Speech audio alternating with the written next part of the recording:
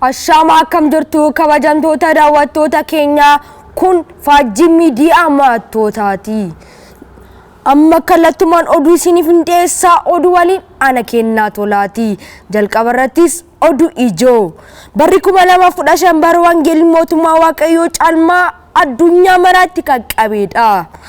Ayyaanni uummata Biraazil Carnival jedhamu biyya Biraazil keessatti kabajamee jira. Ayyaanni kana irrattis wanti addaa ta'ee jira. Galmeen 666 Itoophiyaa keessatti haala addaatiin babal'achaa jira. Mallattoon dhufaatii gooftaa keenya Yesuus Kiristoos iddoo garaagaraatti mul'achaa jira. Boorana keessatti hongee hin eegamne uumamee ture. Namoonni baay'eenis lubbuun isaanii darbee jira. Ayyaanni du'aa gooftaa keenya Yesuus Kiristoos kan bara 2015 hawwii guddaadhaan eegamaa jira. Amma kallattumaan gara oduu bal'inaatti isin dabarsinaa nu faana tura. Bara 2015 yeroo jalqabaaf macaafni qulqulluu afaan Oromootiin akka maxxanfame dhagahamee jira. Haa ta'u malee galmeen barkumeetti eebbifamee jira. Eebba kana irrattis faarfattoonni fi tajaajiltoonni garaagaraa hirmaatanii turan. Guyyaa sunis kiristaanotaaf guyyaa ifaa, seexanaaf immoo guyyaa dukkanaa ture. Ayyaanni uummata Biraazil Carnival jedhamu biyya Biraazil keessatti kabajamee jira. Ayyaana kana irrattis uummanni Biraazil Waaqayyoon jiru jechuun seexana ofirratti mo'ichisanii sagadaniiru. Ayyaanni kun kabajamee sa'aatii 24 osoo hin guutin jiraachuu harka Waaqayyoo mul'ateera. Lafti isaanii babbaqaqee gamoon isaanii jijjigee uummata hedduu ajjeeseera. Haaluma kanaanis uummanni Biraazil baay'ee nahaniiru. Waaqayyo ulfina isaa mul'isateera. Kana malees bakka hin eegamne dhufuudhaan biyya Biraazil barbadeesseera. Sababa kanaaf uummanni Biraazil naasuu guddaa keessa jiru. Qabeenyi barbadaa'es amma har'a hin deebi'in jira.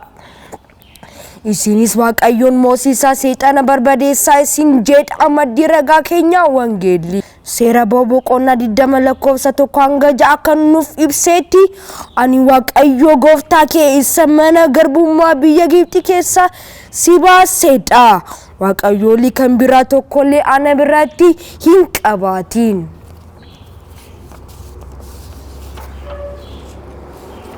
Galmeen 666 Itoophiyaa keessatti haala addaatiin babal'achaa jira. Kanaaf kiristaanonni cimtanii akka kadhatan isin beeksisna Faajjii Miidiyaa Maattootaa. Mallattoon dhufaatii gooftaa keenya Yesuus Kiristoos iddoo garaagaraatti mul'achaa jira. Fakkeenyaaf biyya keenya Itoophiyaa keessatti lolli baay'achuun isaa, obbolaan obbolaa irratti ka'uun isaa, haadni ilmoo ajjeesuu ishee, raajiin soboon ka'uun isaanii fi kan kana fakkaatan mul'achaa jiru.